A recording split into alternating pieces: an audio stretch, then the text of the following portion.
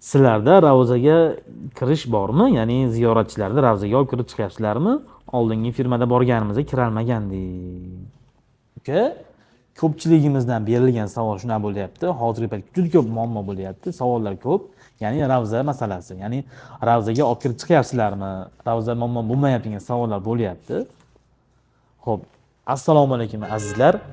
Hozir biz Umra jamiyatidamiz. Kimga ishonchli va litsenziyalangan servis kerak bo'ladigan bo'lsa, quyidagi raqamlarga aloqaga chiqishni so'rab qolamiz. Videoda oxirigacha ko'ring, like va podpiska ayamanglar. Narxlarini, bomba narxlarini eng oxirida aytib o'tamiz azizlar. Xo'p. Qarang, hozir ko'pchilik savol beryapti, Ravzaga olib kirib chiqasizlarmi, yo'qmi? Chunki nimaga unaqa savol bo'lyapti? Ko'pchilik oldin borgan, boshqa qilgan, Ravzaga kirgan, kirmaganlar ko'p. Lekin mana bizda mana shu kungacha bo'lgan ziyoratchilarimiz hammalari Xudoga shukr Ravza sharifiga kirib, bu yerlarda ibodat qilib chiqishyapti. Bundan buyog'iga ham hamma Ravza sharifga kirishadi biz ziyoratchilar, Xudo xolasa. Biz shuni harakatidamiz. Hech qaysi ziyoratchi Ravzaga kirmay qolmadi, hammalari kirib chiqishdi. Madina Munavvaraga borilganda o'zi 2 kecha 3 kunduz mehmon bo'linadi. Shu 2 kecha 3 kunduz mobaynida bizda ko'plab ziyoratlar hamda Ravza Sharif hamda mana shu Xurmo bog'idagi ziyofatlar o'zi 2 kecha 3 kunduzda ziyoratchilarimizni bekor qoldirilmaydi. U yerda mehmonxonaga bo'lgan haramgacha bo'lgan masofasi 350-450 metr atrofida bo'ladi. Bemalol piyoda haramga kirib chiqilaveradi. 2 mahal issiq taom bo'ladi. Shinam pokiza mehmonxona bo'ladi. Endi Ravzaga kirish masalasida 50 boshimiz ayollar uchun ma'lum soatda, erkaklarimiz uchun ma'lum soatda bir vaqtda aytiladi. Ana shu vaqtda bir qator bo'lib, o'sha vaqtda ziyoratchilarimiz birin-ketin Ravza Sharifga nima qilishyapti, kirib chiqishyapti. Endi Madina ziyoratlariga ham chiqiladi. Madina ziyoratlarida o'sha Uhud tog'iga, Qubo masjidiga boriladi, Qiblatain masjidlariga boriladi. Mana shunday ziyoratlarda o'tib, oxirida Xurmo bog'ida siz aziz ziyoratchilarga nima qilib beriladi? Ziyofat uyushtirib beriladi, ya'ni osh tashkil qilib beriladi. Aka, mehmonxonani ovqatlarini ham bir qatorga bir o'tib kelsangiz. Yaxshi aytdingiz, uka. Mehmonxonamizda 2 mahal issiq taom beriladi. Ovqatlarimiz juda chiroyli, lazzatli ovqatlarimiz beriladi. Bundan o'zi qarang, uka, Madina Munavvarada, Makka Mukarramada hech qachon nima deydi, bemaza ovqat bo'lmaydi. Hammasi taomlari, suvlarigacha shirin, lazzatli. Masalan, Zamzamni o'zini nima niyatda ichsangiz, xuddi shunaqa bo'ladi. Masalan, Zamzam ichsangiz, shifo niyatida ichsangiz, shifo bo'ladi. Misol uchun nima deydi? Yana boshqa niyatda ichsangiz, xuddi shunaqa bo'ladi. Bu yerda suvi ham, havosi ham hammasi lazzatli. Taomlarimizdan bexijolat, Xudo xolasa, siz aziz ziyoratchilarga, Xudo xolasa, mazali, lazzatli taomlar qilib berishga harakat qilamiz, Xudo xolasa. Makkaga eshitishim bo'yicha yangi avtobusda qo'yilgan ekan. Albatta, uka, u Madina Munavvarada 2 kecha 3 kunduz mehmon bo'lingandan keyin 50 boshimiz umra amallarini, umra qoidalarini, ihrom o'rash qonun qoidalarini o'rgatganlaridan keyin pokiza, yangi, shinam avtobuslar bilan ziyoratchilar qiynamagan holda Makka Mukarramaga boriladi, ukaxon, Xudo xolasa.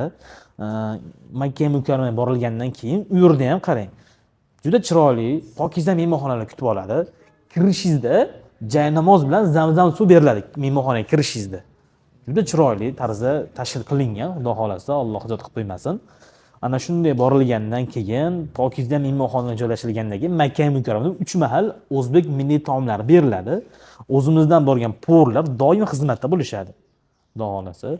Endi Makkadagi ana nima ziyoratlarni ham albatta, Makkadagi ziyoratlarimiz 50 boshimiz bilan umra amallarini ado qilib olingandan keyin Makka bo'ylab ziyoratga chiqiladi. Ya'ni ziyoratlarimizda o'sha Arafat tog'iga, Uhud tog'iga boriladi, Nur tog'iga boriladi. Toyif ham bor deb eshitdim, shunaqami rostdan?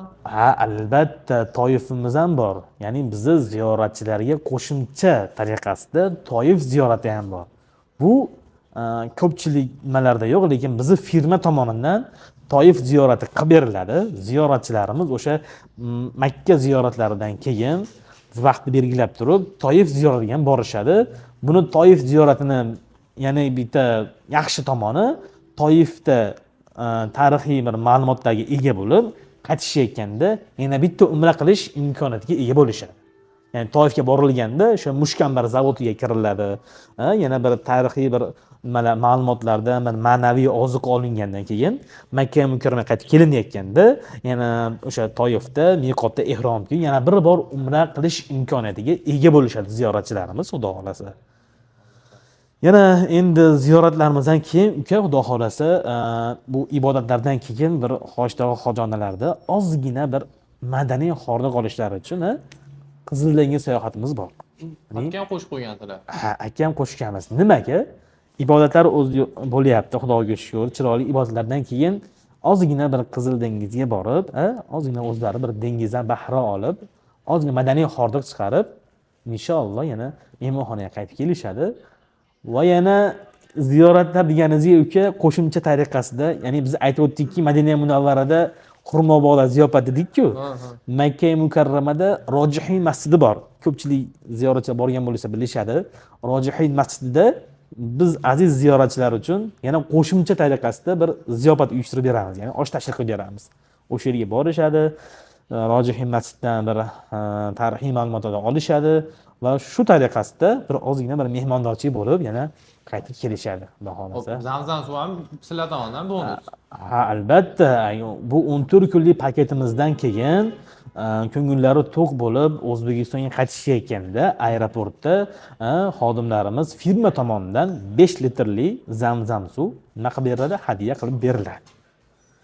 To'liq ma'lumot berdik. Ha, agar kamchiliklar bo'ladigan bo'lsa, kommentariy yoki pastdagi nomerlarga bemalol aloqa qilishingiz mumkin. Albatta. Sizlarga to'liqroq ma'lumot berdik deb o'ylaymiz, azizlar. Yanada to'liq ma'lumot oluvchilar yuqoridagi raqamlarga aloqa chiqishingizni so'rab bo'lamiz, do'stlar. Like va podpiska qilinglar.